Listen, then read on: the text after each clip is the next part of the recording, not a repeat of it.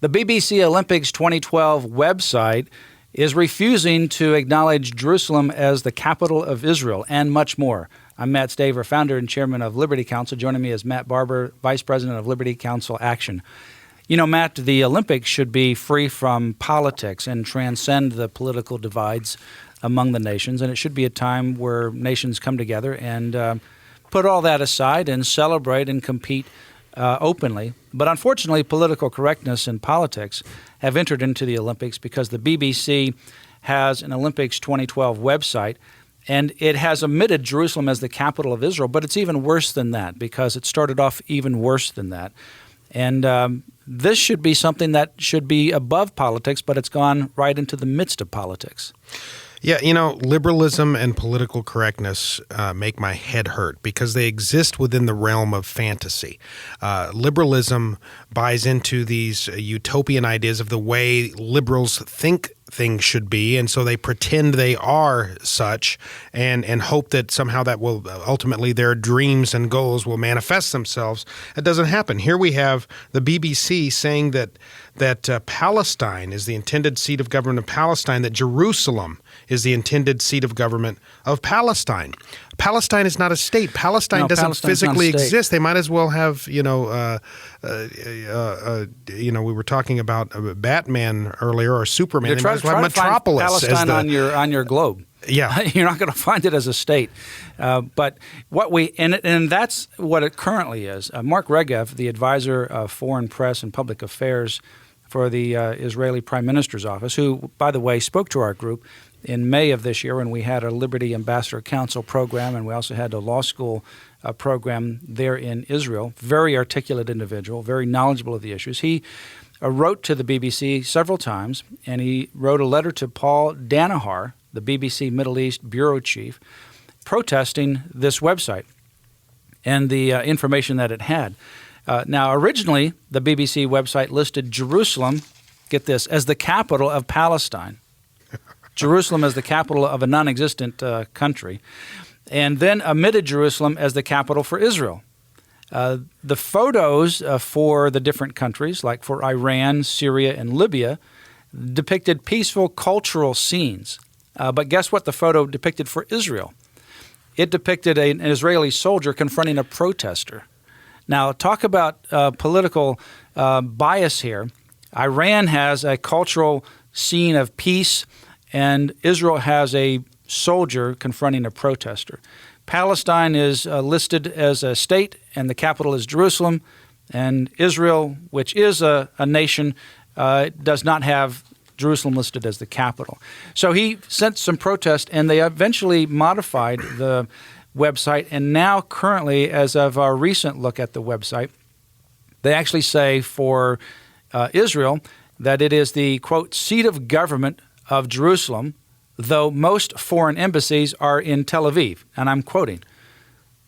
So they actually give a political commentary there. And then for Palestine, they say they have Palestine listed as a separate country, and it says East Jerusalem is the intended seat of government of Palestine, even though there is no such nation recognized as Palestine. Well, the BBC is just part of the larger liberal media establishment. We have it here with MSNBC, NBC. All of the mainstream media outlets here in the United States are liberal.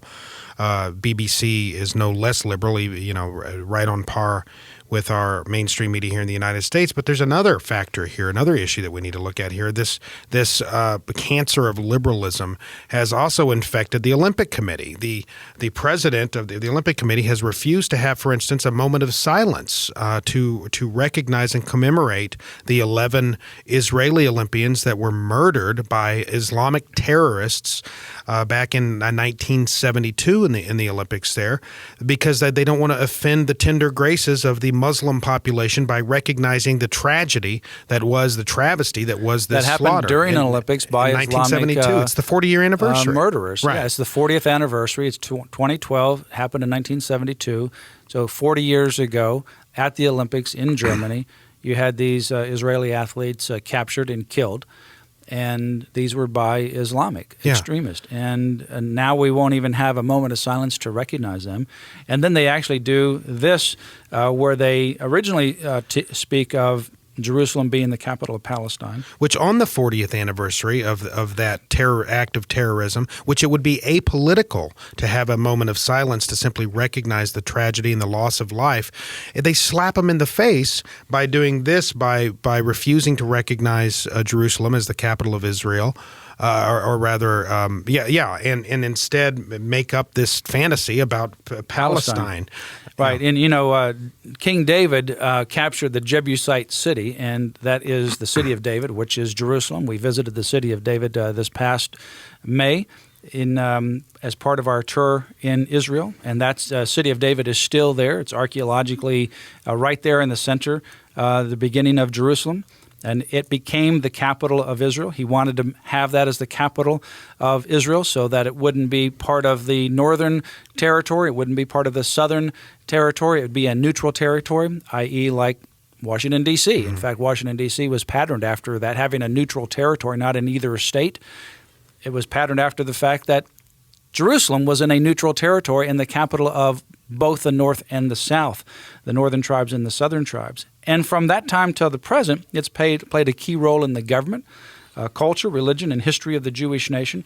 The mayor of Jerusalem, Nir Barkat, said, quote, "We cannot accept those who deny our history, our sovereignty, and our right to determine our own capital. Irrespective of the BBC's political agenda, Jerusalem is, was, and always will be the capital of Israel." That's from the mayor of Jerusalem. You want to hear a funny, not ha-ha funny, but because almost sick irony here, is they're bending over backwards to recognize Palestine here. Palestine, which is Muslim in nature, which is known for its terrorist acts against the innocent Jewish people and blowing themselves up in pizzerias and on buses and elsewhere. There is massive security in place at the Olympics, which are now underway. That security isn't to protect against Jewish terrorists. It's to protect against radical Islamic terrorists, such as those found in Palestine and Iran and elsewhere. So the sick irony is that they're bending over backwards and recognizing and capitulating to the dictates of political correctness to appease the Muslims, yet they're having to set up security procedures to prevent terrorism from those very same Muslims. And then understand this too. Make sure that you're very clear on this. There is no Palestine. Yeah. There is no Palestine. There is the Palestinian Authority, which is under Mahmoud Abbas, and he's the leader of the Palestinian Authority. Hamas and Hezbollah are those that are the terrorist organizations that are both there as well as in southern Lebanon, and Gaza is a small little place where the Palestinian Authority are. There is no Palestine. It doesn't exist. So to actually say that there's Palestine and then they have a capital or even an intended seat of government is foolish. It's beyond bad nonsense. Journalism, for starters. They're making stuff up whole cloth, the BBC. Well, we have on our website at lc.org more information about this, so you can go to the BBC website. And also I encourage you to contact the Middle East Bureau Chief, Paul Danahar, Danahar, and give him your comments regarding your opinion. We also have this bumper sticker, Stand with Israel, and below it, it has the Israeli and United States flag and then Liberty Counsel's website. I encourage you to ask for one of these bumper stickers. Call Liberty Counsel, 1-800-671-1776, or go to the website lc.org and then send us an email. Ask for the Stand with Israel bumper sticker and display that on your vehicle or wherever you want to display that. But it is something, as Americans, as the United States of America, we need to stand with Israel and not remain silent because of these threats that we have against Israel and the United States are common because of the common values we share. We share common values. We share common threats. Those common threats are from Islam that is ultimately wanting to wipe Israel off the face of the earth from the Iranian extremists. We also have that here in America. Stand with Israel. It is important both biblically and historically, as well as for our own national security to do so. Ask for the Stand with Israel bumper sticker.